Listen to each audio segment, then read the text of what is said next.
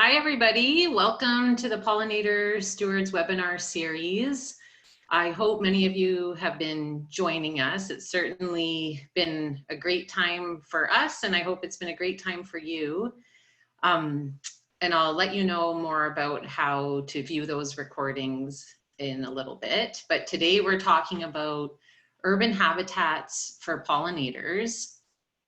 This webinar series is being led by Pollinator Partnership Canada, and we have Laura Miranda with us today, and she'll also be speaking today. We have Habitat Acquisition Trust, Saanich Native Plants, and Parks Canada, and everyone will introduce themselves in just a moment. Certainly, we're so honored to be able to live and work on unceded Coast Salish territories. In the Victoria area, there's Esquimalt Nation and Songhees Nation of Lekwungen speaking peoples, Siano and Sauk Nation, with Saanich Nation, which includes Pauquichin, Sayout, Sartlip, and Sakum nations, as well as the First Nation, Malahat First Nation. Today, I'm actually calling in from the land of the stinking fish, or Smetchothan, Michosen of Southern Vancouver Island. And the other speakers are calling in from Lekwungen, Esquimalt, Saanich, and ceded Coast Salish territories. So with our partners, I'd love if each could introduce themselves very briefly. I'm Kristen Miskelly with Saanich Native Plants. This is a nursery and consulting business, and we're very passionate about growing native plants and also educating people about native plants and restoration. So Laura, do you want to take it away with an introduction for yourself? Sure, thanks. I'm Laura Miranda, and I'm with Pollinator Partnership and Pollinator Partnership Canada. And so we're an international organization that works to protect pollinators and their habitat. And we do this through research, education and outreach, habitat creation, collaboration, and policy advising. Thanks. And Paige? Sure, thanks. So I am the Stewardship Coordinator at Habitat Acquisition Trust, and we are the regional land trust for the Greater Victoria area, both basically all of CRD, and we help everyone, every community member out there better learn about and understand and care for the natural habitats we have in the region. And that includes pollinators, so we're happy to be here. And Amy, please. Yes, hi folks. I am a Species at Risk Engagement Officer with Parks Canada. Parks Canada is a federal organization, and we're responsible for stewarding national parks, national historic sites, and national marine conservation areas across Canada. In this local Victoria area, we have Gulf Islands National Park Reserve, and we also have Fort Rudd Hill and Fisgard Lighthouse National Historic Sites. My team works at both those locations, and we're involved in habitat restoration, specifically with rare ecosystems like Garry Oak ecosystems and coastal sand ecosystems and the species at risk that you find in those ecosystems. And part of that work is also stewarding the pollinators that are make their home and depend on those ecosystems. So thanks very much. Wonderful, thank you everyone. And we also have Stephanie Woods from City of Victoria with us. And when we go to carry on with the talk, Stephanie will also have an opportunity to introduce herself. So this webinar series has been great work, but a lot of work as well. And we really want to thank especially Pollinator Partnership Canada and Laura and other funders as well that include Habitat Acquisition Trust, Growing Together Van City, and Whole Foods Market. The webinar series itself, so we've been recording all of the work that we've been doing with the webinars So you just go to the Island Pollinator Initiative website, you can view the recordings there, and there's also an opportunity to join the listserv. So if you're interested in pollinators, this community initiative is really worth joining to hear about what's going on with pollinators in our region. And we have our next and last webinar coming up on October 16th, and that's open for registration. And it's about expanding our ours and your impact through outreach. There's also information on that website about becoming a certified pollinator steward. So please go to the website to learn more about that. And today's talk will be, the whole webinar will be about an hour and a half in length. We try to leave lots of room for questions, and this will be in 3 parts that are gonna be floating between 15 and 20 minutes each with myself, Laura, and Stephanie Woods. There's an opportunity to win or be gifted a $25 gift card to Saanich Native Plants for one of you pollinator lovers out there. So at the end, after question period, Amy Peltier will let us know who the winner is through the random draw. So we encourage you to stick around through the presentation. And if you are the lucky winner, please just email to info@saanichnativplants.com to receive your gift card. So I'll be discussing urban habitat options and ideas with you. And really what I'm going to be doing is taking you on a little journey to get you inspired in your urban environment, if that's where you're calling in from, with some of the ideas for planting and developing nice ecosystem and features within an urban area. Laura will be talking about incorporating bee homes in urban areas, so things like mason bee structures, and discussing the benefits and maintenance and design considerations with bee homes. And then Stephanie from City of Victoria will be highlighting a suite of projects that City of Victoria has been working on and how that relates to pollinators and education within our community.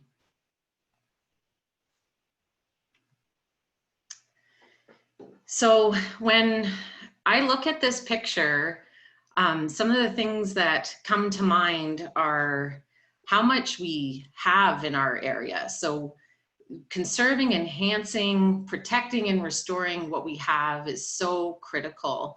And this picture is just a Google map shot that I just grabbed off the computer, I'll admit, just today, but it's a neighborhood shot in Fernwood where you see beautiful, majestic oak still there. And thinking about what was there before the development of the area. So it's in a really nice neighborhood, but if you think about the past, it would have been underlaid by Garry Oak ecosystem, wildflowers, and meadow. And when I'm walking around neighborhoods, I'm always thinking about that. I'm always piecing all of that together, and I encourage you to as well, and to think about what we can do in urban areas to sort of balance out the degradation that's occurring because of development within our urban areas, and what we can do to not only conserve and protect, but also restore what may already be degraded.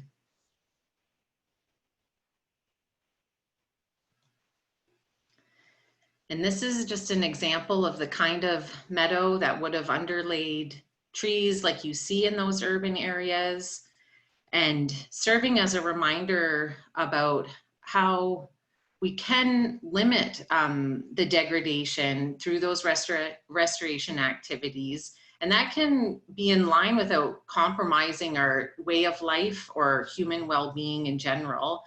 And the talks today really are aimed at inspiring action from everyone to help create pollinator-friendly habitat within our urban areas. And this can be creating habitat features, and we certainly promote at least including some native species in the work that you do go on to do to help restore habitat within urban areas. And research shows that urban restoration can positively impact pollinator populations, and that's why we are focusing so much on that today.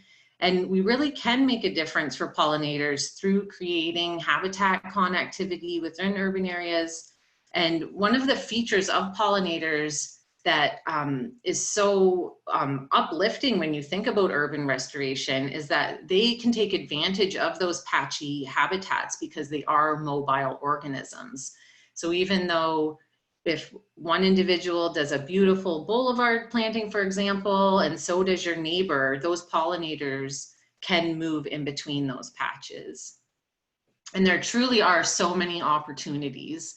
So there's everything from planting a green roof, removing your, parts of your lawn or some of your lawn, or creating a beautiful native plant garden in place of a more conventional ornamental garden. There's boulevards and opportunities with right-of-ways, schoolyards, and the list goes on and on. So what we're going to do is go on a little bit of a picture journey of some of the local projects going on around us that I hope will inspire you. So this first picture is demonstrating some of the opportunities on what you might call underutilized lands. So this is a BC hydro parcel. And I know for those of you who've been part of the webinar so far, you've seen a similar image before. So this is the Lochside Pollinator Meadow just before it was planted. And there's so much land like this around that has already been degraded, but yet has so much potential for people to work with. So in just a year with a partnership between Pollinator Partnership Canada and Peninsula Stream Society and Saanich Native Plants, this was what was achieved just within the first 2 years of the project. So it really, really says to me, if we put our minds and our hearts together, we can really do a lot, and certainly creating habitat that is so diverse in terms of plants and the monitoring going on with pollinators in this habitat really uplifts me and really shows me how much we could do on other lands as well. At schools, there's some really fantastic work going on, and some teachers that I speak with regularly who are doing just phenomenal work. Numerous teachers are doing phenomenal work on school grounds.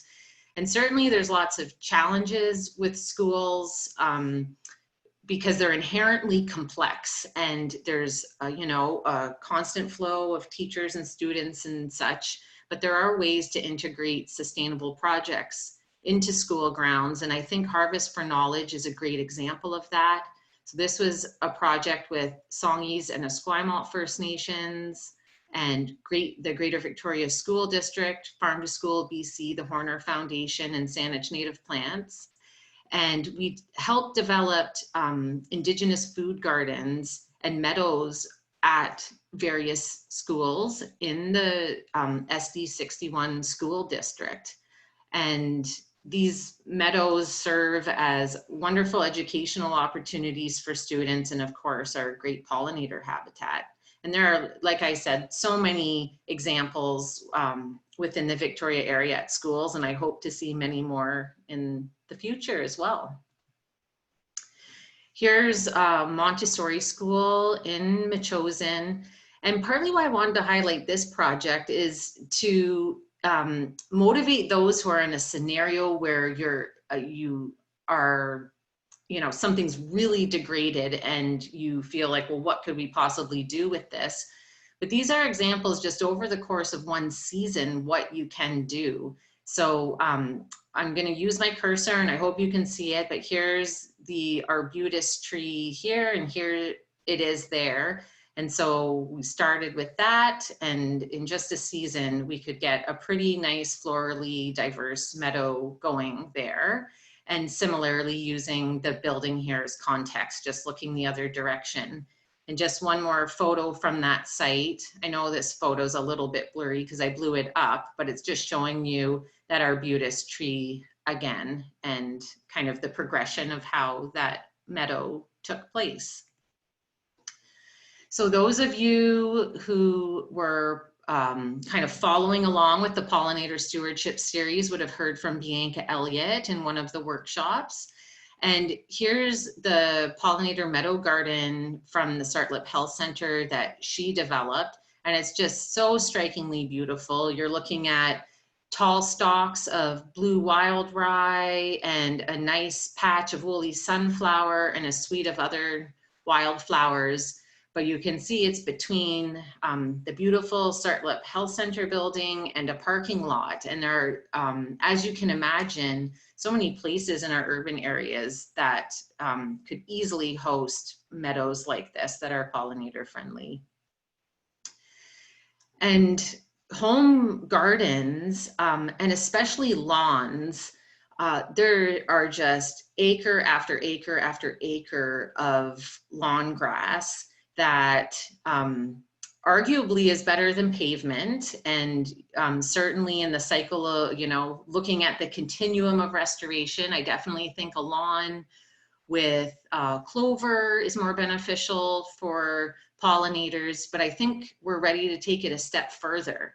I think that there's really no reason why we can't be incorporating more diversity into those kind of archaic long lawn spaces. And the process of doing so is fairly straightforward, just removing a lawn, replacing it with indigenous species. And we did do a workshop on that called Making Meadows for Pollinators, and that's a recorded workshop that's part of this series, so you can look at that for some of the tips on how to make that happen and the practical steps to that. But certainly these spaces are much more biologically diverse than a standard lawn, and also can be much more beautiful. And for those afraid of maybe a messy look or being concerned that neighbors won't be happy, there are certainly examples around of tidier looking indigenous plant gardens. And really that tidiness that you see in conventional gardens really is a function of how they're treated more than any inherent issue with indigenous plant species. So just as you may cut back or prune or mulch or edge or whatever it may be, hardscaping features, all of those things, those are what make those conventional gardens look tidy. And those approaches may not always be the most friendly to pollinators. They're certainly more friendly than not including any native species. So I would encourage you, even if your aesthetic does tend to be on the tidier end, don't worry about that. You can still include even just a few pollinator friendly native species, and that really can go a long way. It doesn't have to be taking out everything in your garden and totally replacing it. It could be maybe just taking a patch of lawn out, a small area, or just adding a few species. And some really terrific woodland gardens that people have planted. So the photos that you're seeing, this was a backyard that was just your standard lawn, nothing special about it. It did have a couple Douglas fir trees off to one side, but this individual has done a spectacular job of planting a suite of woodland species like bleeding hearts and trillium and camas and many, many more. I could only show you so much. But if if your preferences are more about woodland habitat, you can certainly do that as well using native ferns and other native woodland species. And where you may not have access to a big backyard or something, certainly small areas certainly have benefits as well. So here you're looking at a small planting against the edge of a sidewalk, and with farewell to spring and woolly sunflower and field chickweed.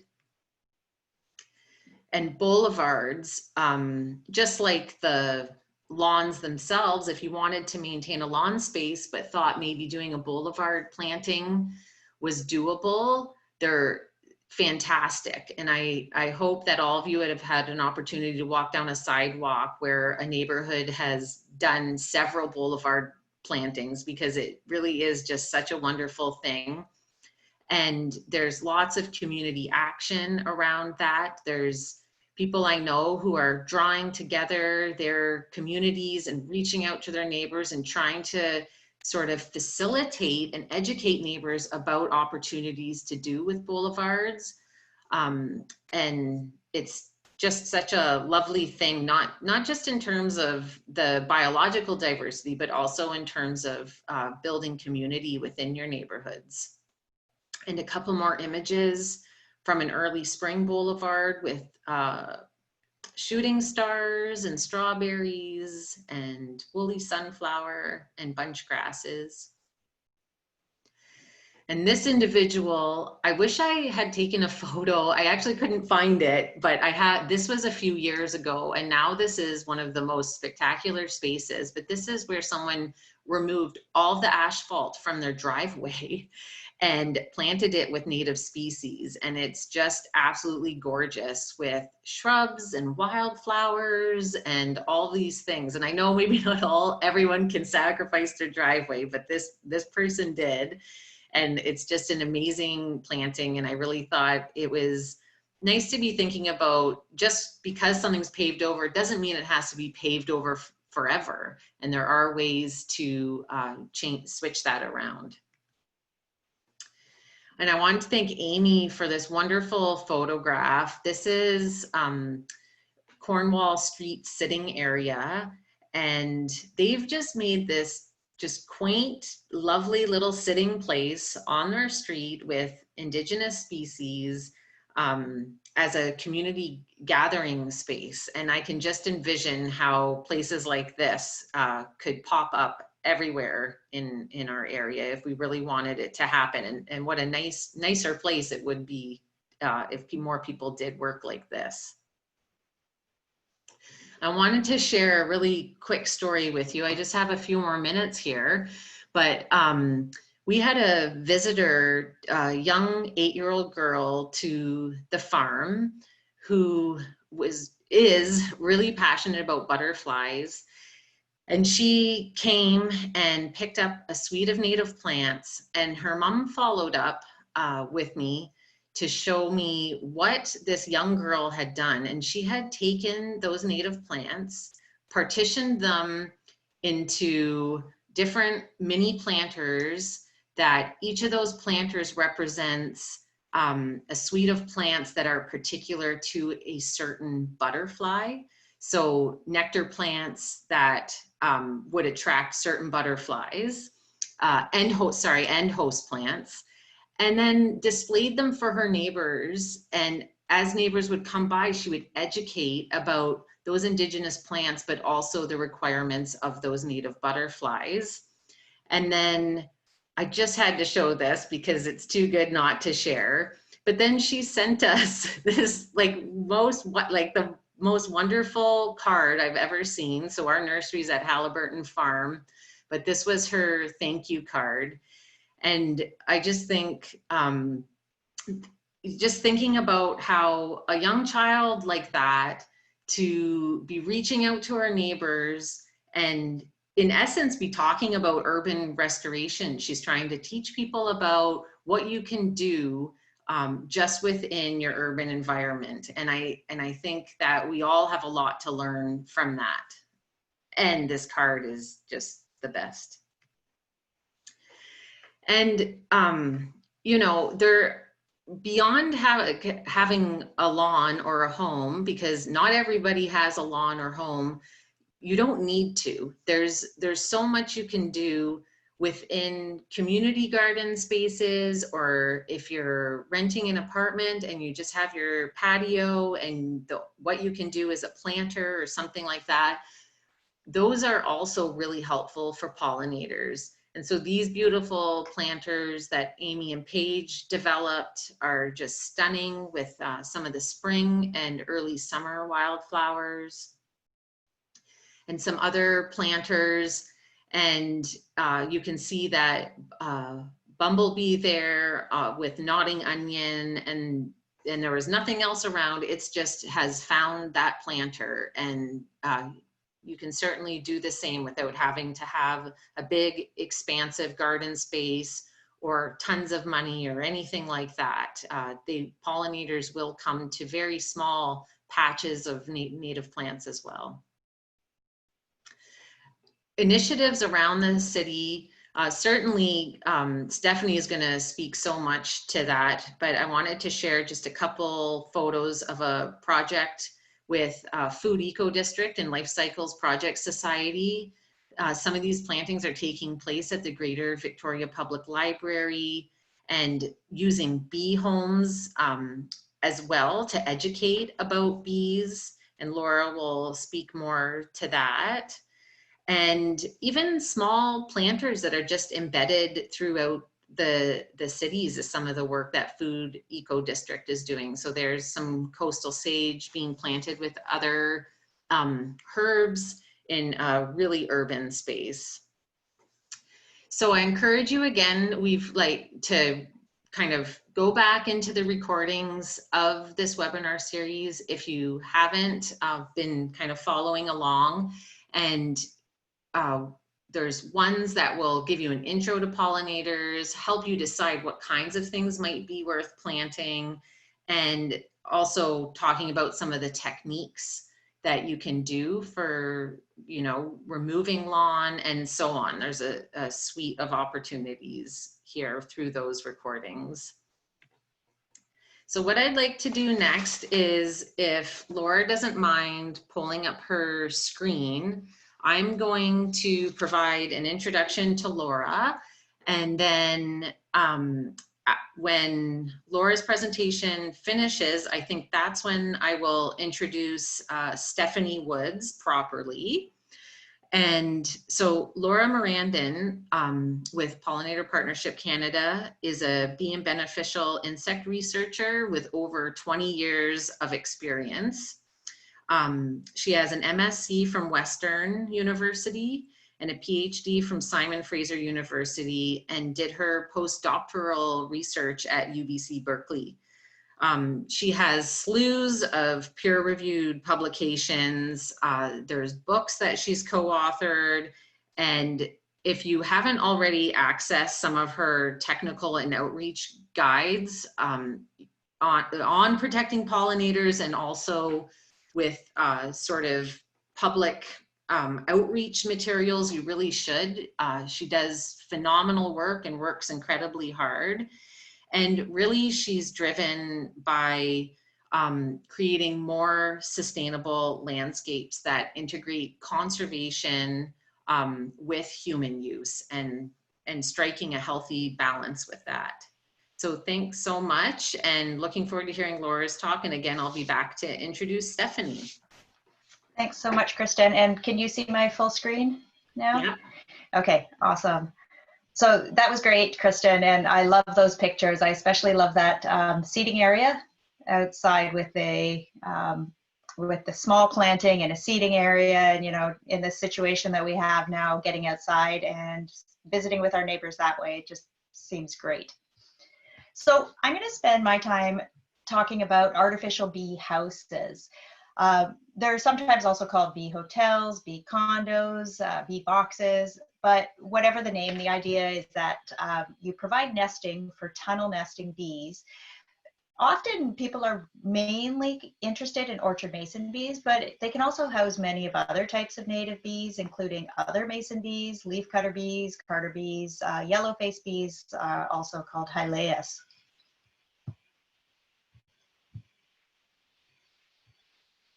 So why do people use bee houses? In a crop setting, they can help increase numbers of tunnel nesting bees, many of which are really great crop pollinators. In urban areas, which is what we're focusing on today, people like to put them up to increase wild bees in their yard, their school, their neighborhood, or they're using them for educational purposes, because it is a lot of fun to observe bees right through their whole life cycle. Some people might want to get bee houses for conservation reasons, There's actually not much evidence that bee houses can help with conservation, but if properly managed, they have been shown to increase bee numbers in some areas, so there could be some conservation benefits.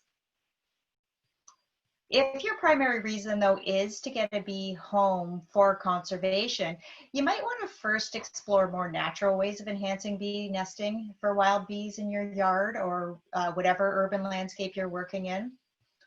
We talked about some ways to do that in the first webinar and in some of the other webinars. So for example, leaving dead stem material, planting plants that have hollow or pithy stems, leaving down logs or wildlife trees if you're on a larger property and you can do that. Those ways will all provide more natural nesting sites. So I don't want to be the downer part of this presentation, but why might we be cautioning against using bee condos? Well, the reason is many are really poorly designed and can't be cleaned is one of the primary things. And this can possibly harm the bees using the nest and even wild populations of bees. So they might not actually help bee conservation and could be a detriment. So conservation probably shouldn't be your primary reason to get bee houses.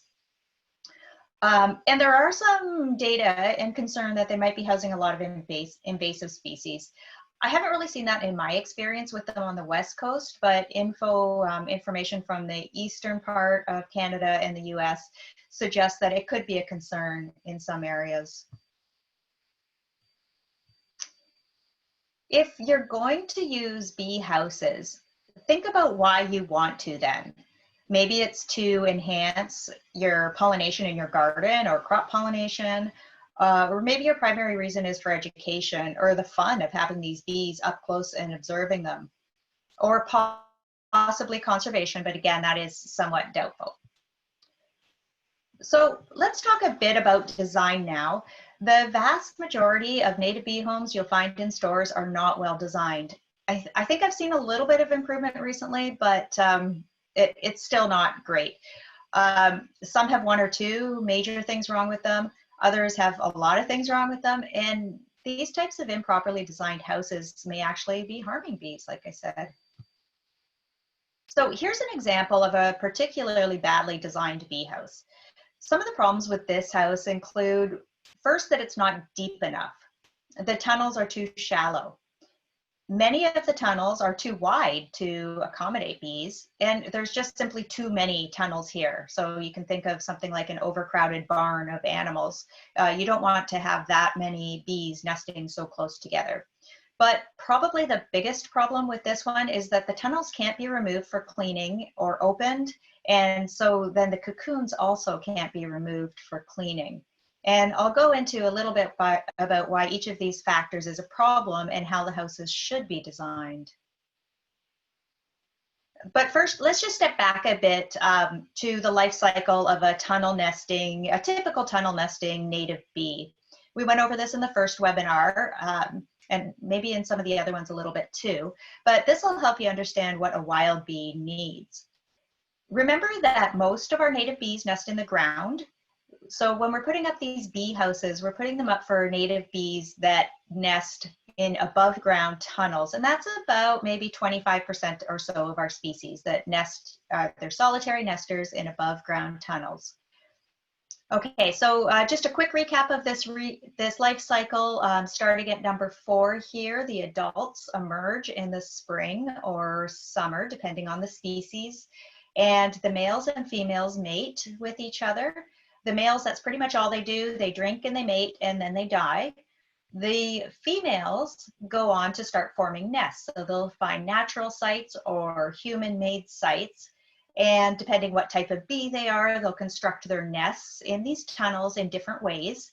If it's a leafcutter bee, it's going to be using some leaf pieces to construct nests within those tunnels. If it's a mason bee, it'll be using some mud.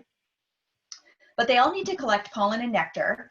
They have separate chambers. So this is one chamber within a tunnel where they put a pollen and nectar provision, and then they lay an egg on it. The egg hatches into a larva. The larva consumes the pollen ball. Then it pupates. It spend some amount of time in as either a pre-adult or an adult, and then in the spring, it emerges again. So that's the whole life cycle. This part of the life cycle here is only a few weeks long, the adult flying stage. And the part where you don't see is about 10 or so months of the year.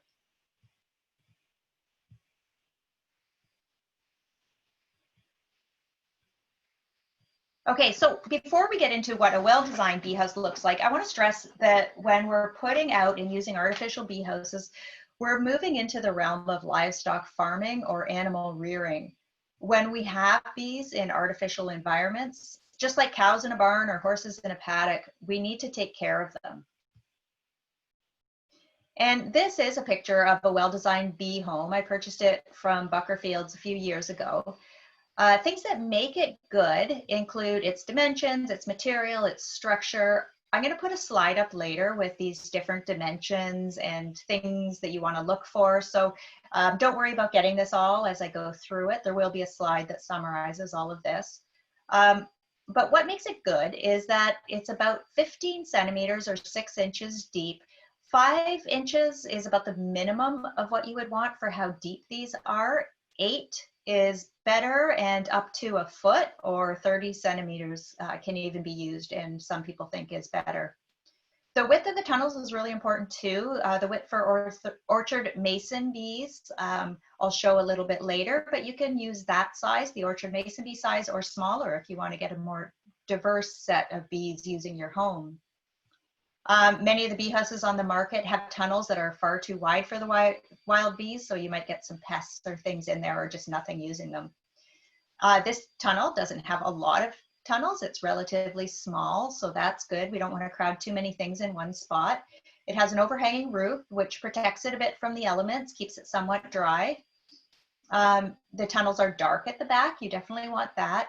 And the wood tunnels, the trays come apart so that they can be cleaned and the cocoons can be removed and cleaned each year. And then there's some positioning and mounting considerations. You want the houses to be about 1 to 2 meters off the ground, generally facing the sun for at least part of the day, securely fastened so they don't swing in the wind. And you need to make sure the houses are close to floral resources. These bees, most of them don't fly very far, so they're going to want floral resources pretty close by, within about 50 to 100 meters of where you put these houses up. So, you know, you don't want to put these houses up and then not have enough floral resources, floral resources for the bees. And so in the Victoria area anyways, that would, if you're putting up orchard mason bee houses, you're going to want some bloom in early March and then going for at least, you know, a couple months there for the bees. Orchard mason bees, again, they also use mud to build their nests. So by having some damp soil nearby, you can increase their nesting success. And so as I mentioned, it's really important that the cocoons can be harvested and cleaned each year. There's 3 common ways I've seen that this can be done. Maybe some people know of some other ways as well. But some of the main ways are by inserting paper straws into the holes in the blocks. The straws are then removed in the winter and pulled apart. They're single use, you can compost them. You can do this similar type thing with bundles of straws or reeds. And then you'd want to house them in something so they're not just, you know, those bundles out without anything housing them. And so those, again, are single use. You pull them apart and then you can compost them. The third option, which is what I usually use, are the wooden trays that easily come apart for cleaning. This one up in the corner here is an example of that. And so here's an example of what can happen if you're not cleaning your cocoons.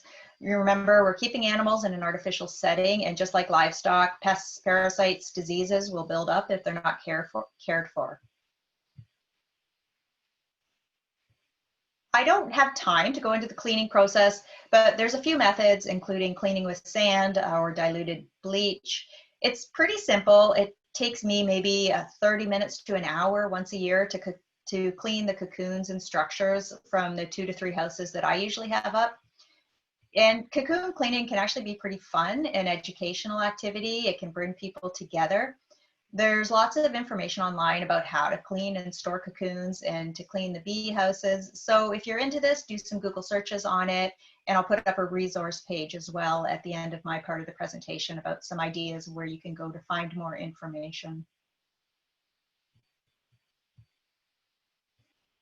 Okay, so here's an example schedule of how to take care of a mason or other tunnel nesting bee house.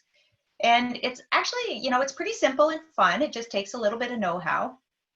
So in late winter or early spring, you can put out your cleaned or new empty bee house. Then in early spring, if you are getting cocoons or if you have cocoons from over the winter, you can put those cocoons out because they'll want to hatch and emerge pretty soon. But some people also, I've always just put mine out and the bees have come. I've never actually purchased cocoons. So you probably don't need to in most areas, but that is an option as well. There's places that sell cocoons or communities that share cocoons and things like that. Then in the spring, that's the really fun time. You get to observe and enjoy the females. Well, first the males and females mating, and then the females going in and out and provisioning their nests, laying their eggs. In late spring and early summer, you can look inside if you have an observation colony or observation house, and I'll show you that in a little bit. You can see the eggs hatching and the larvae eating and pupating. In the summer, you pretty much do nothing with these. You just leave them out, let them do their thing. In the fall and the winter, that's sometime in there. It's not really precise. You remove the cocoons and you clean them and you store them. Okay, so here's that summary slide I told you I would do of what you want to look for in a mason bee house. This is whether you're buying it or making it. You want those tunnels to be at the very minimum about 13 centimeters, 5 inches long. You can see the ruler here on this one, designed by Gord Hutchings from Hutchings Bee Service. And this is the observation condo I was mentioning. So it's a really fun one. I got it out in my front yard. You want the width, if you're trying to get orchard mason bees, to be about 8 millimeters in width and smaller as well. And you get other types of bees too in there. You want it to be dark at the back here, so you don't want open ends on both ends. An overhanging roof is great. Some people include predator shields. You can look that up online and see what that is. I haven't found that necessary. I haven't had a lot of predation in mine, but some people say birds can get in there and really decimate them. But if you have these longer tunnels like this, you can see that the female bee, the mother bee here, put these false tunnels up front, these false, not tunnels, sorry, these false chambers where there's no pollen ball and there's no baby here. So she's protecting her babies by putting them back towards the back of the tunnel. And that's another reason why we want these longer tunnels, is because the males are up front, are laid up front, and the females are laid in the back. And if there's shorter tunnels, there's going to be a skewed sex ratio with too many males and not enough females, because we don't have this really long tunnel where the mother bee is going to want to lay her females. Okay, so again, you want a bee house that doesn't have too many holes in it, and it needs to come apart. And I like natural materials for these bee houses. And then what you need to do if you have a bee house, you need to clean it. That's the first thing, and I think I've mentioned that enough times, but you also want to hang it facing south-ish or to the rising sun. You want it secured so it's not swinging around about 1 meter above the ground. And you can then you can store the cocoons in the fridge or an outdoor shed, some breathable container that's safe from predators over the winter. When you're cleaning them, if you have them inside too long, they will actually start emerging because those cocoons have adults in them. So you want to just you don't have to be super quick, but keep that in mind that you want to get them back out to the cool weather. And you need to have those resources around if you're going to put up a home. Put it out in the early spring and then enjoy. Okay, so going back to this first home that I showed you, I think now you can probably see a lot of things that are wrong with this home. So I just want you to take a few seconds and look at this and think in your head 1 or 2 things, or maybe 3 or 4 things even, that you think are maybe not quite right with this and what would be better.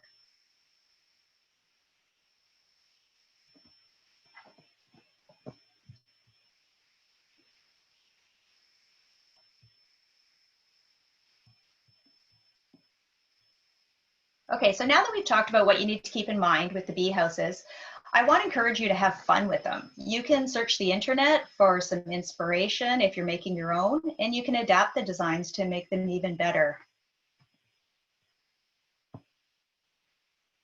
I'm going to end here showing you one of my bee houses that I've showed in a few pictures already. So this one was made by Gord Hutchings, and it's great because you can watch the bees go through their whole life cycle. And here's what it looks like in the late spring. The mothers have mostly died. There's still maybe a few poking around, and the eggs have hatched into larvae. They're eating the pollen that the mother provided for them. Okay, so here's the yellow is the pollen that the mother has provided. Those little white grub things are the larvae that are eventually going to turn into those beautiful bees.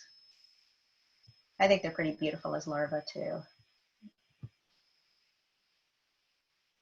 And then here's my daughter spending a few quiet minutes eating her breakfast and watching the larvae eat their food.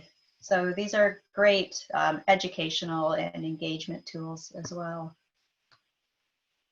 And here's the same tray a few weeks later. You can see that most of the larvae, those little white things, have pupated and are inside these cocoons turning into adults. And then what's going to happen is they're going to fully turn into adults, and then in the spring they're going to emerge again and go through the life cycle again.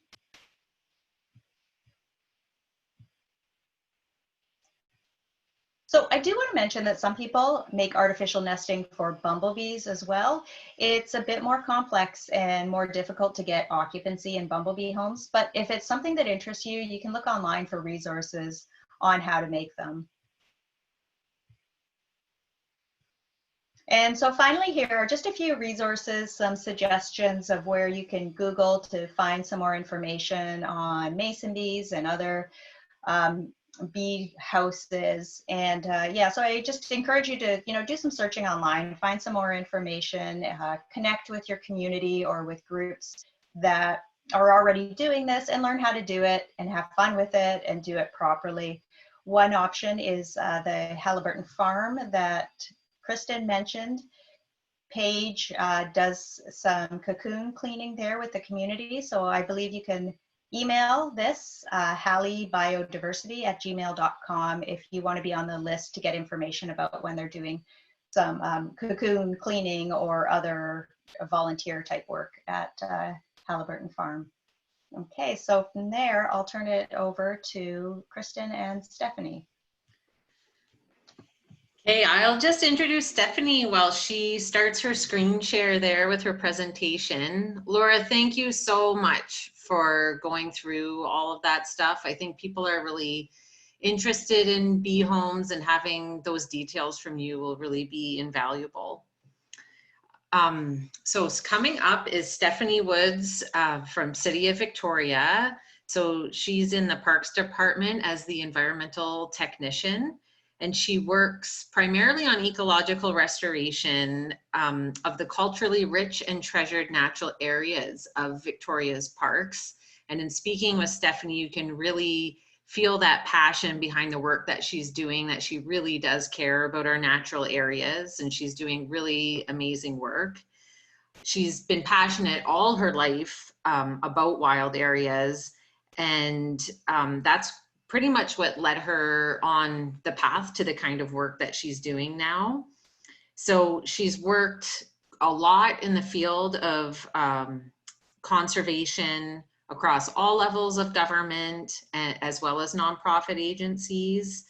And many of the initiatives that she continues to work on include invasive species management, as well as restoring those areas after those species have been removed, and how that relates to public education and kind of societal issues associated with that in terms of behavior changes as well, which I think is really interesting. And she's enthusiastic about sharing and learning alongside others, and definitely she has a very good nature and she's very collaborative, and we love, all of us love working with Stephanie, and we're really honored for her to be here today. So thanks, Stephanie, and I can see your presentation there, so take her away.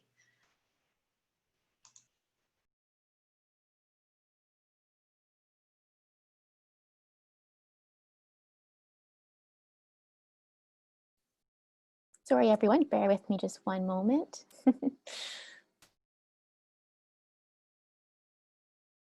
All right. Can everyone see that okay? Okay, just let me know if there's an issue. So thank you, Kristen, so much for the warm introduction. As Kristen mentioned, I work for the natural areas within the park system of the City of Victoria. And today I'm going to talk about pollinator opportunities throughout the city. So not just natural areas, but in all the different departments, and provide some resources for people to get connected, think of ideas for their properties or within their communities. But before I go any further, I would like to give another land acknowledgement, just acknowledging that we are on the unceded territories of the Esquimalt and Songhees First Nations of the Lekwungen speaking peoples. It's an honor and privilege to get to work, live, and enjoy this very special area. So just a brief outline, I have quite an array of topics to discuss today. So just acknowledging in advance that I'm going to be moving a bit more quickly than I usually do, but there's just so much to speak about. So I will start with my own area of work, which is in the natural areas, but I will move through different opportunities and initiatives happening in the city. So what are natural areas? It may seem straightforward, but sometimes it just takes a little explanation, especially within the City of Victoria. There's so many different areas that look natural, but what I'm speaking of is the parts within the parks or within little right-of-ways or greenways that are remnants of the initial ecosystem that existed here through evolutionary time. So for example, a very well-known area is Beacon Hill Park, where you can see Garry Oak ecosystem, or the Dallas Road Bluffs, the coastal bluffs there, or the Douglas Fir forests and in the southeast woods of Beacon Hill Park, Garry Oak woodlands and Summit Park, for example. So myself alongside a team work in these areas, and I'll get a little bit further into the work that we do there. But first of all, I just wanted to acknowledge what they're not. So sometimes there's a bit of confusion. So for example, in the parks, you'll see beautiful Garry Oak trees and there will be mowed grass underneath. So that's not the natural area I'm speaking of. I'm speaking of where they're still intact, or meadow that needs restoration work, but that it hasn't been converted to grass. So within our parks, we have the turf section, the horticulture section, and the natural areas section, as well as the arboriculture section as well. And our natural areas provide many ecosystem services. It's challenging to sometimes put into words what you can get out of taking walks throughout life on Dallas Road, looking out on the ocean, or sitting in a Garry Oak ecosystem meadow in Summit Park and enjoying the spring bloom. So there's therapeutic services. It provides many forage opportunities for the array of native flora and fauna that live here. And peace of mind. People practice yoga in some of our systems. So just acknowledging the array of uses that our natural areas have, and also the generations of cultural history that are present. For example, in Beacon Hill Park, First Nations cultivated camas bulbs and used parts of the park as trading grounds for generations of local goods and services. And it's important for us to acknowledge that there's a long-standing cultural history in these special places as well. And it's important that we don't just think about these natural areas for our own benefit, but how they need to be preserved and protected for the generations that come after us.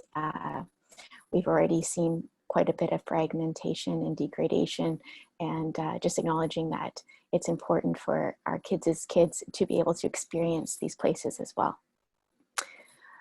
I just wanted to talk about a few different examples and types of ecosystems and natural areas that we see within the city. And that includes Douglas fir woodlands. So the example that I used earlier, the Southeast Woods of Beacon Hill Park, right on Cook and Dallas there, that has a beautiful Douglas fir woodland, as well as a black cottonwood wetland. And historically, a fun fact, the cottonwood wetland actually extended into Fairfield and was canoed on by First Nations groups in the past. Coastal bluffs and beaches such as Dallas Road, wetland and riparian areas, maritime meadow community, you can see that down by Clover Point on Dallas Road. There's both shallow soil, so Gary Oak outcrops, Gary Oak meadows, as well as deep soil, more woodland Gary Oak meadows. And so a lot of our work in natural areas focuses on restoration work. As I mentioned, these areas have been fragmented and degraded in time just simply by development, human use. There's so many people that treasure these places, but sometimes that can also lead to trampling, introduction of invasive species, and the management of invasive plants does take up a good chunk of our attention and time. So we work with a variety of different invasive plants in natural ecosystems, such as I'm sure many of you are quite familiar with, such as English ivy, blackberry, more priority invasive species regionally and provincially, such as knotweed, lesser celandine, that sort of thing. And so once we are able to manage and maintain these species, we can also plant native plants and help restore some of the area. And for our native plant selection, we look specifically at diversity of plants. We try to incorporate as many shrubs, trees, sometimes herbaceous layers, depending on the amount of resources we have at the time, that bloom and fruit at different periods of the year that are good for different species of pollinators and wildlife. Another thing, Kristen touched on this as well, is just really taking a look around and thinking, what would this place have been like in its original setting, and what is it missing, and trying to fill in the gaps there. We try to keep it as natural as possible and plants suiting to that ecosystem type. We are also, we have a federal and provincial obligation to protect species at risk. So species that are at risk of extinction, as well as their critical habitat. So the habitat that's needed to maintain a viable population of these species. So we monitor our species at risk located throughout our natural areas. We do flower counts and we do augmentation where we can. A few years ago, my predecessor, Thomas Munson, who did a decade of amazing work in natural areas, did augmentation of a variety of different species at risk in Beacon Hill and Dallas Road. We also do education and collaboration events. So we work with school and youth groups, different neighborhood groups. I do a weekly volunteer event on Saturdays in our natural areas, mostly doing invasive species removal. That's currently on hold because of the due to the pandemic, but as soon as possible, we hope to get that up and running again. I personally love working with our volunteer group, and they continue to inspire me to help restore these places. They've been coming out for years. And then a lot of our work too is monitoring. So just seeing what's happening over time. Sometimes we take out the poison hemlock and then the blackberry comes up underneath and we had no idea it was there. So it requires a lot of adaptability and just seeing what happens over time, what native species take and what do not, and what can be added in later. So patience is required and often requires years. Just quickly, I wanted to talk about invasive plant management because it is so important for us in natural areas. And I'll get to why that's important for pollinators shortly. So in 2017, Thomas, who was in my position before, did a quick look at the top 5 invasives by area, so that are taking up the most land within the city of Victoria. and that was Himalayan blackberry, English ivy, bindweed, so morning glory, gorse, and invasive grasses. So they're definitely the largest extent invasives that we work with. And then the 5 invasive species that are the top threat, and that's evolving year by year. But in 2017, it was giant hogweed, knotweed species, Daphne, poison hemlock, carpet burrweed. Since then, we work regionally with the CRD and the Capital Region Invasive Species Partnership, as well as keep up to date with the Interministry Invasive Species Working Group provincially to see what species are priority. We also look at lesser celandine, shiny geraniums on our radar, and constantly keeping our lookout for new arrivals. So as I mentioned, and I think I saw it as one of the questions, so non-native plants and what impacts that might have for pollinators. And I use the potato chip example, and I checked in with Laura yesterday and she uses the carrot example, but basically they're talking about the same thing. It's the idea that if you were only eating one type of food, say whether it's carrots or potato chips, a little bit is good, but if that's your whole diet, then you're missing nutrients that create overall good health. So that's the same thing that can be seen if we get a monoculture of blackberry, for example, or a whole field of gorse. Pollinators in the area are just having one type of food to feed on compared to the native diversity that would happen in a natural ecosystem if it was more in balance. So that's why management of invasives, preventing, staying on top of new arrivals is so important for us within the work that I do. So there's many opportunities for restoration work in the city, and there's such a large geographic area that we cover. We have a small team of 3 in natural areas, and we sometimes work with private properties as well. So sometimes we can get really stretched for resources and manpower. So that's why partnerships, collaborations, and community work is so important for us. So as I mentioned, we do work with different local community groups, friends of parks, so friends of Beacon Hill, friends of Moss Rocks as well. We create partnerships with Kristen, for example, at Saanich Native Plants, and bring in her and James's expertise where we can. And I'll get to more partnerships as I go through the program, but that's very important for us too. Our volunteers are crucial for being able to get through some of the invasive species management, because we have the numbers and we have the motivation with them to get large chunks of work done in a short period of time. So as I mentioned, collaborative restoration is important for us. I have a picture of Kristen. I took it out looking at Dallas Road bluffs just a few weeks ago.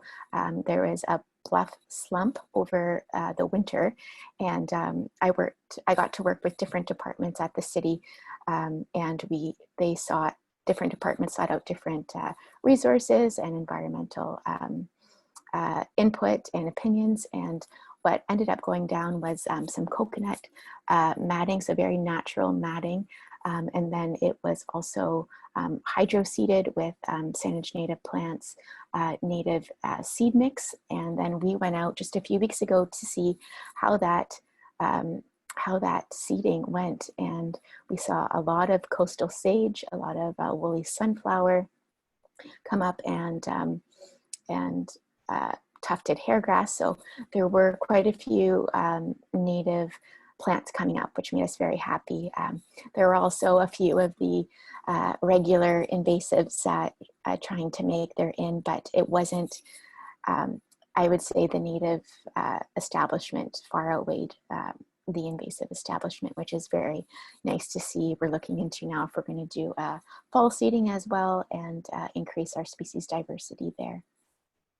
On the left-hand side, the photos are of a few years ago with the Madison Wilmer green.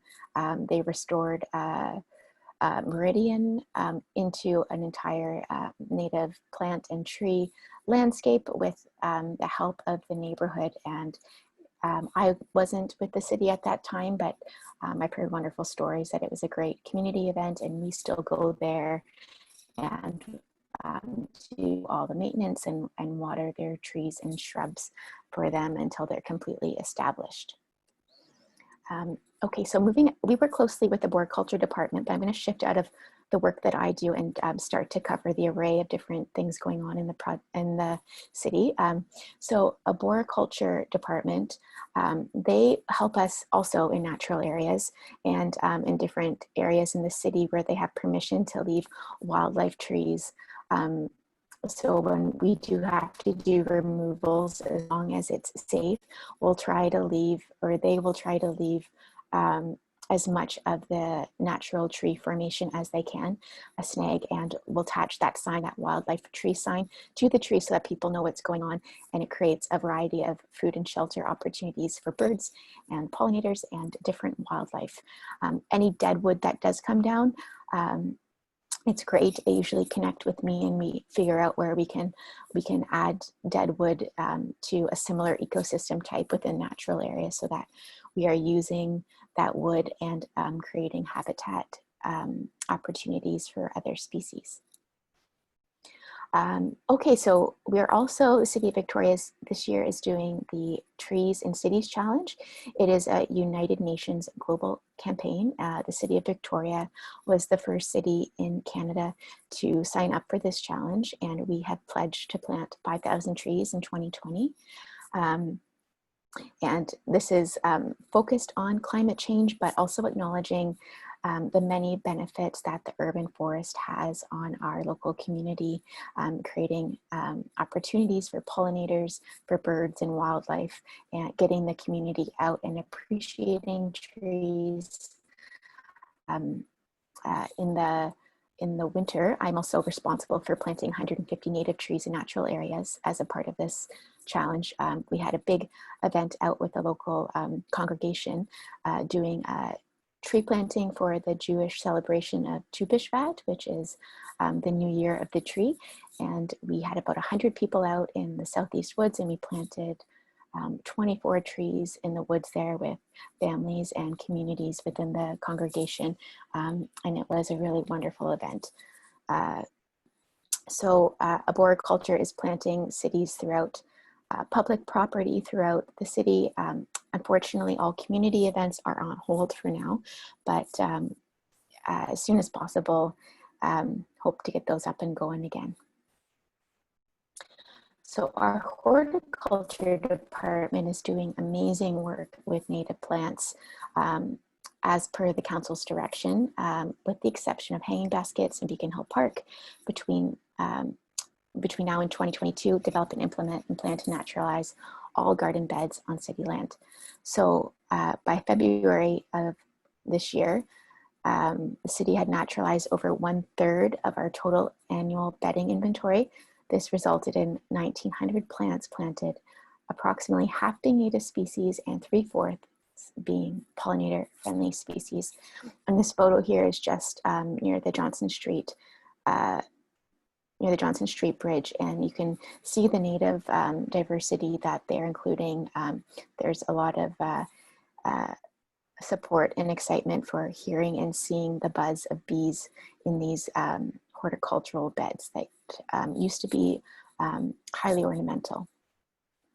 So their planting strategy with this includes all of the factors and bullets there, wanting to highlight supportive to pollinators. And I just checked in with Michael Creighton, the supervisor of horticulture at the parks. And he wanted to emphasize that pollinator-friendly plantings are now the forefront of their designs and planting schemes. And they're trying to create these landscapes that are supportive throughout the year. So including blooming time and species diversity for different times of the year. Our nursery growing operation has been fantastic. They've now largely switched to propagating native species to support that initiative, which has been a huge reallocation of resources, with thousands of plants being produced now by either seed, cuttings, or plugs, which has had great benefits to our natural areas little department. And now we can share plants and ideas for collecting seed and getting cuttings. And so it's been a really great collaborative effort. They've also been putting in bee houses throughout Beacon Hill Park. So we now have 14 bee houses, and 8 of them are supporting not just the mason bee, but other native bees, such as the leafcutter bees. We've recently put informative signage about mason bees up throughout the park as well. And this month they'll be removing and cleaning and inventorying the nesting sites and determining how successful they were. Oh, and I just wanted to mention while I have this up that we're now going to be looking into bat houses as well, which is very exciting work and starts to merge into our environmental work, creating opportunities for more wildlife within the parks. Now touching on community gardens, Alex Harn has been leading this program the past year. And so there's a few different types of community gardens happening throughout the city. There's 18 more traditional gardens, common gardens, and these are communal garden areas maintained and managed by the community members themselves. There's 14 on city land and 14 on private land. There's also allotment gardens, and these have plots that are rented, maintained, and harvested by individual member gardens. There's also community orchards, which are groves of fruit trees and nut trees, and a community organization is responsible for the care, maintenance, and harvesting of these trees. I'll provide a list of resources at the end of this if you want to check out our website and sign up and read more about and connect directly with the individuals who are running these programs after this webinar. There's also Get Growing Victoria. This is a brand new program for us. Just as our pandemic was gearing up and the horticulture crew was all hands on deck for their busiest time of the year, they switched initiatives with the pandemic and started, well, they didn't switch, they did it all, Get Growing Victoria. And that was our seedling program. And it was free food seedlings distribution program in partnership with the community nonprofit organizations. And it supported communities that were disproportionately impacted by COVID-19 pandemic. They partnered with different groups such as West Coast Seeds and BC Eco Seed Co-op to get local seeds, and made starters for 17 different vegetables and herbs. And just connecting that back to the importance of pollinators, that 3/4 of our food crops rely on insect pollinators, including many of the crops grown by the Get Growing Victoria initiative. And some of these include cucumbers, tomatoes, squash, and building diverse and abundant communities that support native pollinators are critical to buffer any sort of food shortfalls that we may have in the future, and just helping build resilient communities. I wanted to include a little bit more information about boulevard gardens and boulevard gardening opportunities. There's a really great boulevard gardening guidelines document on the City of Victoria's website. If you just Google Boulevard Gardens City of Victoria, you'll get right there, and it gives you a lot of tips and tricks and some information about what to look for, what's supported by the city, all that sort of thing. So gardeners, so I just want to specify that boulevards are, I'm sure you all well aware, but just to clarify, boulevards are the grassy strip of land between a property and the street and are owned by the city, often include a boulevard tree. So this is for property owners to do themselves. And I just wanted to mention that it does not require city approval, but must follow these boulevard gardening guidelines that you can find right on the website. Some of the guidelines are, regarding safety, sightlines, access to the boulevard, considering tree health so that you're not impacting the health of the boulevard tree, the planting size, what it requires for maintenance, such as watering and maintenance commitments, if that may increase your watering bill. Just thinking about those things as you get started, if there's any soil contamination, or if you want to consult with your neighbors or community, that sort of thing. I also wanted to include what our development services department is also doing. So landscape design in residential developments. They also have a great sub-website on our main City of Victoria page. And if you just Google landscape design residential development City of Victoria, you'll get there. There's a wonderful guide and it offers tips, resources, and examples to encourage urban gardening and food production in new and existing developments. So some of these things are community gardening, urban farming, home gardening, edible landscaping, and pollinator gardening. What you can do with a rooftop, such as green roofs, greenhouses, rooftop beekeeping, vacant lots, creating spaces for placemaking and community gathering. So this was wonderful to explore just personally myself, and is a great resource and tool for people in the community to think when they are developing land, or may have some land that could work for something like this. I wanted to talk about my Great Neighborhood Grant Program. That's a grant opportunity that offers up to $5,000 for placemaking projects and community recovery and resiliency projects, and up to $1,000 for activities. With this project, the community must match the funding with a combination of different things, such as volunteer labor, donated services, donated materials, and other funds that can be raised. Any non-for-profit organization, school, or ad hoc groups of residents can apply. The applications are now open and it will be closed December 31st of this year. If you go on to the My Great Neighborhood Grant Program website, there's a checklist of different things to consider, different projects that they support for these types of grants. One of the inquiries I've gotten this year, even though I'm not in charge of this grant,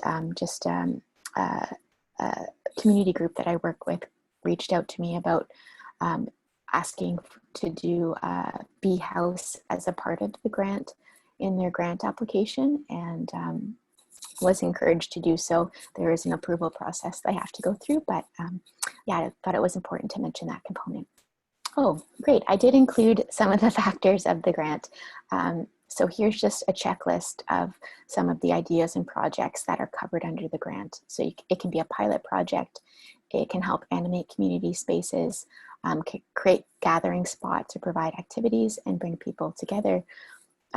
So a lot of our community groups that have done native plant restoration beds or work with invasive species in their community have taken advantage of these grant opportunities. And it's a wonderful, wonderful option if that calls to you. So as I mentioned, there's many opportunities to get involved. I do run the Natural Areas Volunteer Program, which will be up and running as soon as it's safe to do so. If you're interested in that, please email me. I'll provide my contact information.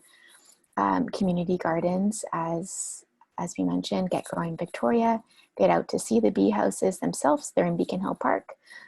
Boulevard gardening, private property. So I didn't go too far into that, but as Kristen mentioned, there's lots of opportunity to use your private property to create habitat, introduce native plants. The District of Saanich has a great naturescape brochure that gives lots of great ideas for adding habitat features and incorporating native plants onto the landscape.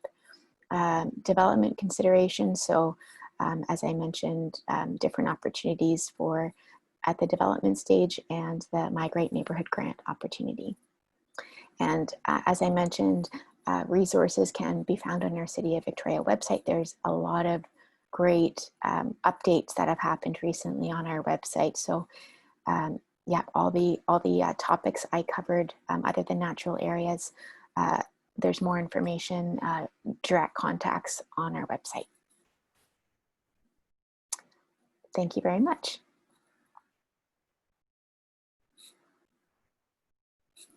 That was so fantastic. Thanks so much, Stephanie.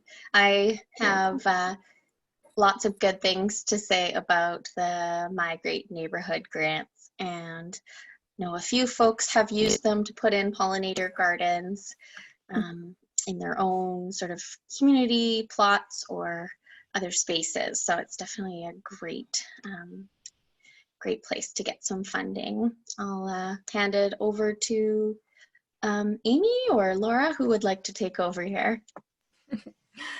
Yep, I'm happy to take over for questions. Yeah, so had a number of good questions that have come in. I know that Stephanie, you addressed this partially, but I wanted to also give the other panelists a chance to answer. Could you speak to how non-Indigenous plants or flowers affect pollinators? Thanks.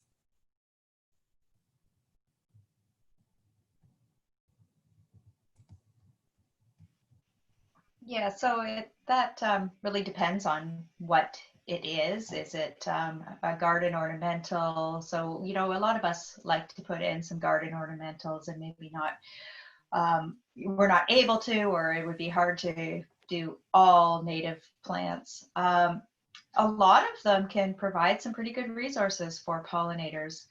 Often it's the more generalist pollinators that'll be supported by the non-Indigenous plants, however, so we need to keep that in mind. And we talked about that a bit in the observing webinar, which was the one just before, that, you know, at first, if you don't really know bees that well, you'll say, well, you know, look at this plant, it's covered in bees, I don't need to plant native plants.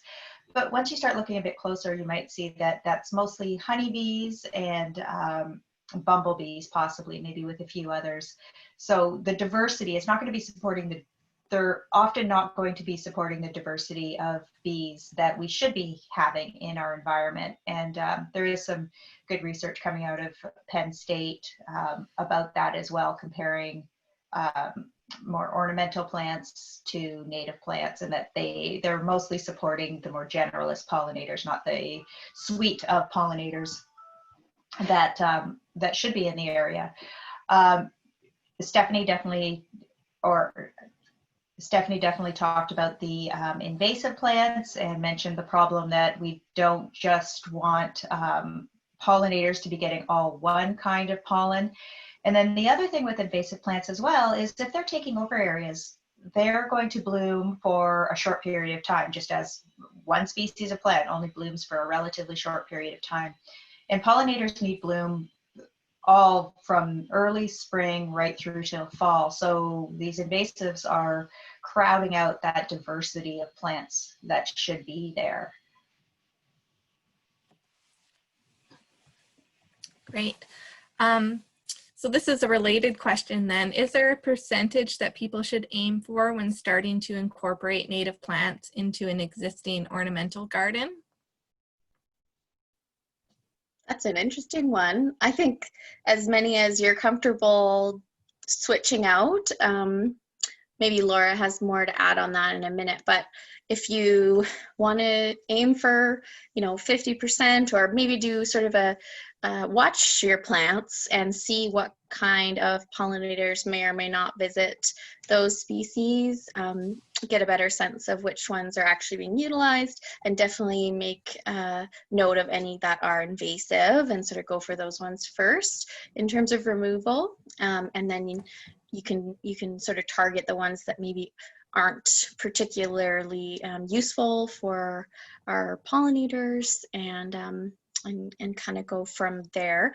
You can always even just put a few native plants in that are real favorites for our local bees and butterflies and others. But that's a tough question for sure. Yeah, and I'd suggest, I think that's great, Paige. I'd suggest starting small, you know, get a few different ones, get a few different species, maybe put them in, and then you can start collecting the seed and planting more, or taking cuttings, thinning them, and moving the plants around. I found that's really helped in my yard. So starting small, and then each year I can then spread those plants around my yard a little bit more. Great. While we still have folks, participants on the line here, I also wanted to announce our prize draw in case people have to head off at 2:30. We will stick around for about 10 more minutes just to answer a few more questions. But yeah, so I randomly drew a winner from the participants today for the $25 gift card from Saanich Native Plants, and it's going to go to Rachel Jamin. So Rachel, if you can email Saanich Native Plants, it's info@saanichnativplants.com, and Kristen will send you out that gift card, like an e-gift card. So congratulations, and I hope you enjoy picking out and planting some native plants. Okay. So Eloise asked, do you recommend doing a census of pollinator and plant species on a site before making major changes to habitat? And do you know of any resources or methods to use when conducting organized censuses or inventories? Good question.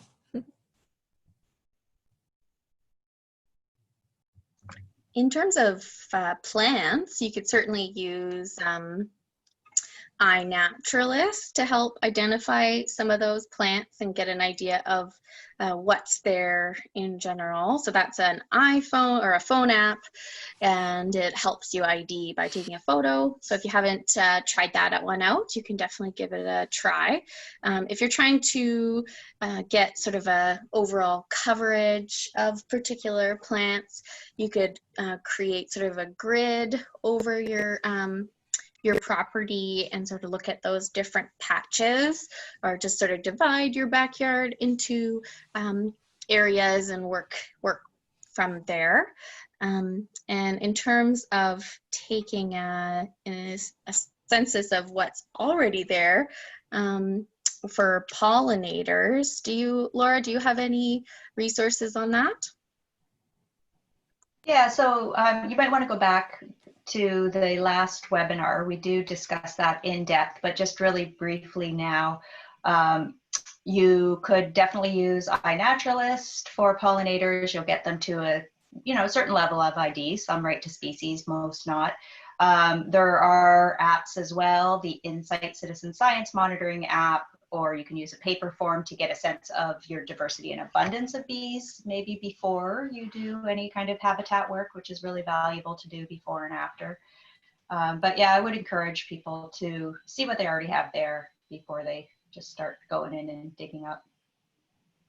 Yeah, and I'd just like to comment, I'm so glad to hear that question, because I think that baseline surveys for both vegetation and pollinators is so extremely important before embarking on any restoration. And it really is the first principle to monitor an area that you suspect could have anything remaining for a minimum of a year is ideal, so that you see the seasonal fluctuations and that you're seeing what may be blooming in spring or summer, and that what you learn from that, even biologically what you see, but also some of the abiotic features of the site, will really enhance the kind of restoration you do. Like the hydrology of the site will dictate what species make sense, for example. And then you're not doing any harm. And certainly some of the restoration approaches we've talked about, like smothering and things like that, are where we're assuming there are no native species in that area. And yeah, so thanks for that question, and certainly embark on these kinds of things with caution. And today, when we're talking about just converting habitat, we're talking about spaces that are strictly agronomic, lawn grasses and that kind of thing in those urban environments.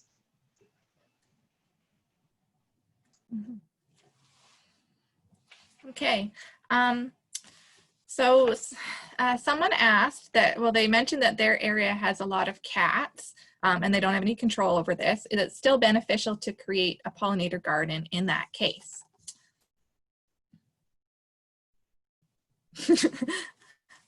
I think so. I think so. Yeah, that's a new question. I haven't heard that one before. And I mean, I guess they're concerned about them maybe destroying the plants, or possibly, I don't think the cats are going to go after the pollinators, most of, the non-bird pollinators. So I don't think they'll be going after the bees and butterflies, but I'm not sure. I'm not a cat person. Do they go after butterflies? So I don't think that would be a major concern. Sometimes cats dig or use gardens as litter boxes, and that can be problematic for just sort of plants in general. And there are some, deterrents for that kind of thing. Prickly things can help. Prickly plants like roses sort of deters that kind of thing. I've seen some people use chopsticks and other garden stakes or a little bit of fencing, lattice or chicken wire. Yeah, maybe other folks have some ideas. You cut out a bit, and I'm so sorry. I actually didn't fully hear the question. So it's regarding cats in garden spaces and talking about deterring those animals from like digging and that kind of thing. So I think what was mentioned is really good. And then just a reminder too, to not have your cats outside. It's a really terrible idea for biodiversity. There's the alternatives like the cones and bells do not work well enough to warrant the death toll of small mammals and birds. So please keep your cats indoors. Yeah, and I saw that Portland, I think it was, Portland in Oregon, did a catio tour. So it's like a cat patio, which are getting really popular in Victoria and all across the region. So it's sort of an enclosed space for your feline friend to live or visit outdoors without causing the death toll, at least quite as significantly. So it is sort of an enclosed space, and you can Google catios and get lots of examples. It's kind of like a chicken coop, but for your cat. Definitely look it up. So Stephanie asked, she says she's interested in learning more about transforming her lawn into a meadow, but is worried about deer, and she asked about deer-resistant plants.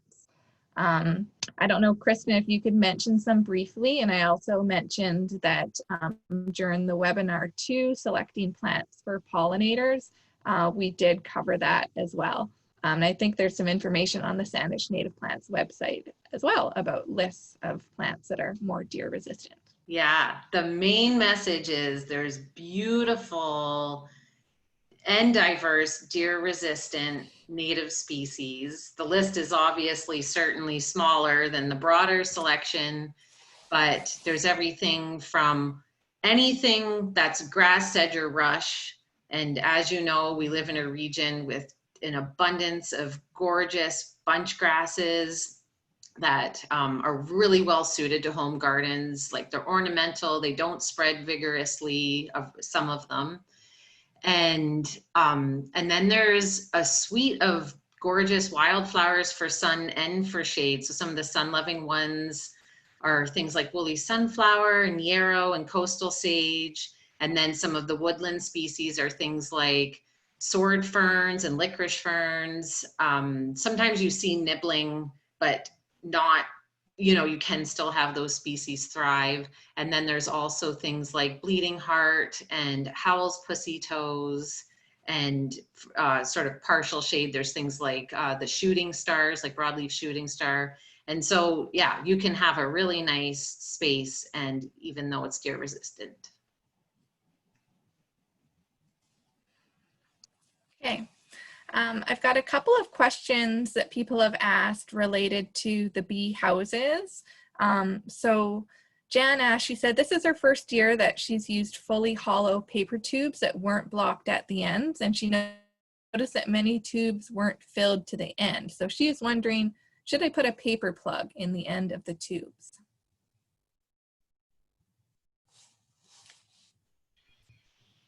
Yeah, Paige might have some more ideas here, but somehow sealing off the ends. So when I've made them with paper, you know, with community groups or school groups, we usually fold off the end and tape it so that it is sealed at the end. So I think, yeah, I think there's lots of ways that you can seal off those ends. It could even be the house that they're put into, you know, with a solid backing to it. Could work if they're really flush up against that, I think. So yeah, Paige, have you worked with paper tubes much? Yeah, I had a similar experience, but I did find sort of making sure they're pushed right against, like you said, flush against the back of the box can help. Some people twist them a little bit if they're flexible paper, but yeah, that can maybe make a difference. I'm not sure.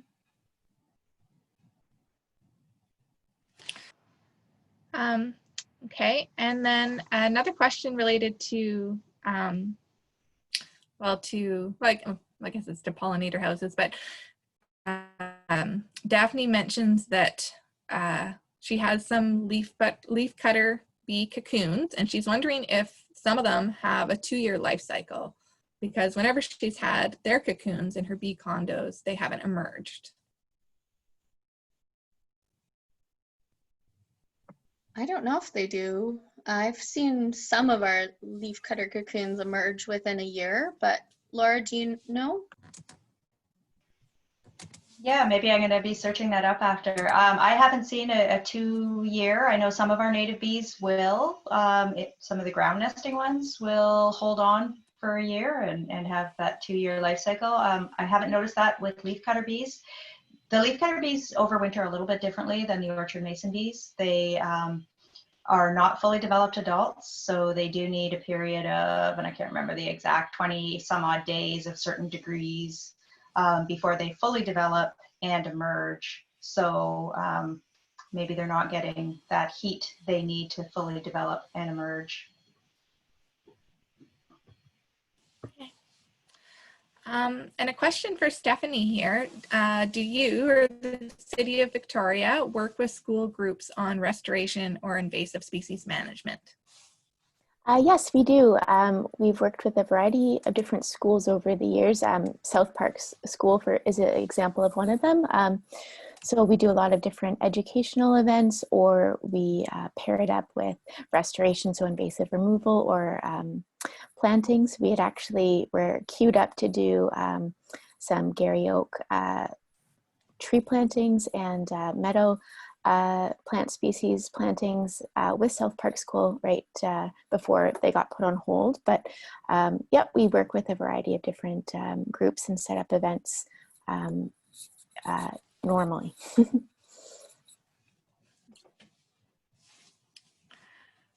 Great.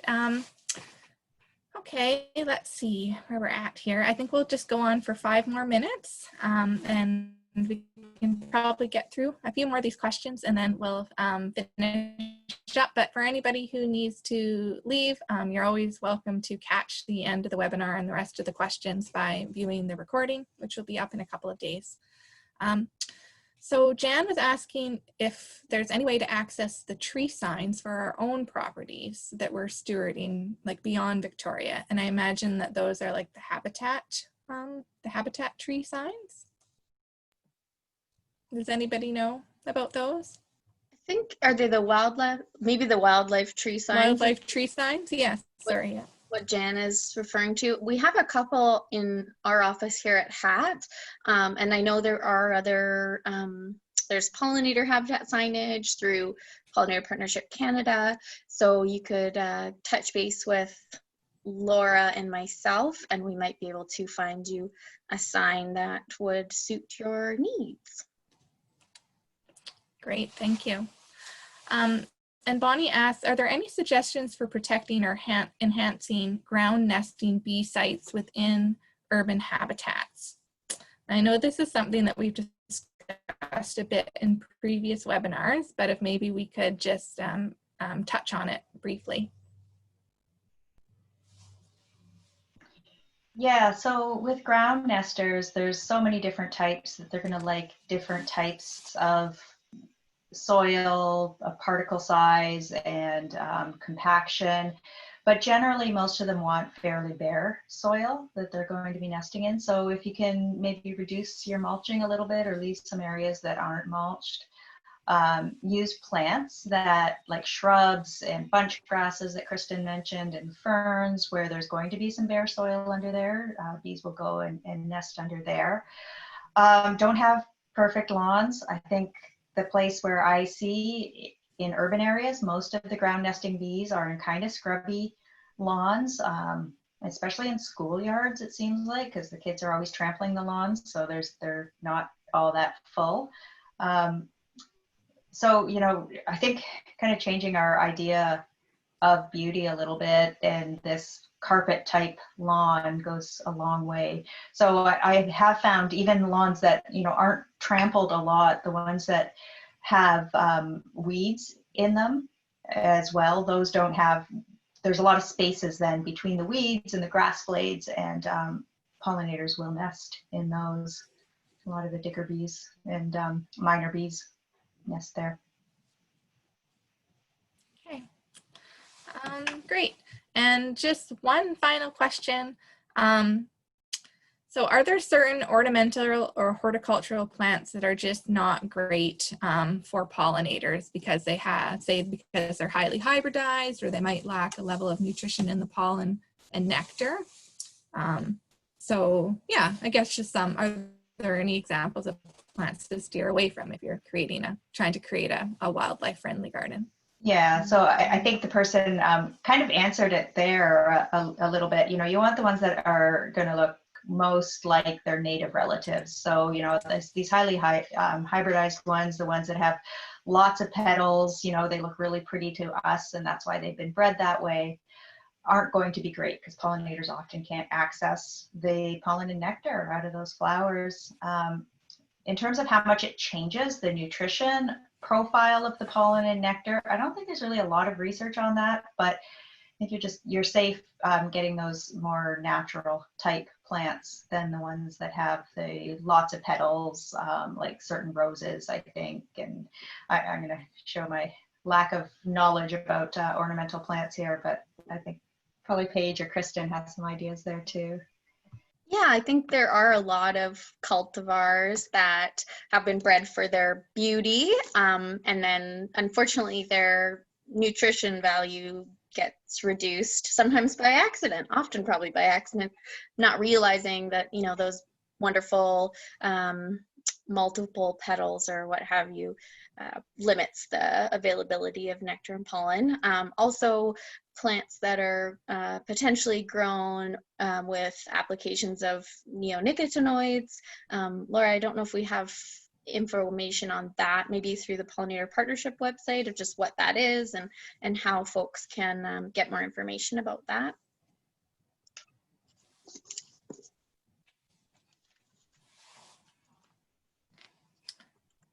Okay. Well, that's going to be a wrap for today's webinar. So I just wanted to extend a thank you to all of our panelists today for your fantastic presentations, and to all the participants who tuned in and who asked great questions. So I hope you can join us for our next and final webinar in the series, which is going to be on spreading the word. I can't remember exactly what it was. Spreading the buzz or something like that about pollinators. It's about yeah, how you can expand your impact, I think, through outreach and education. And that will be next week on the 16th. So Thank you, everybody. Thanks all. Thank you.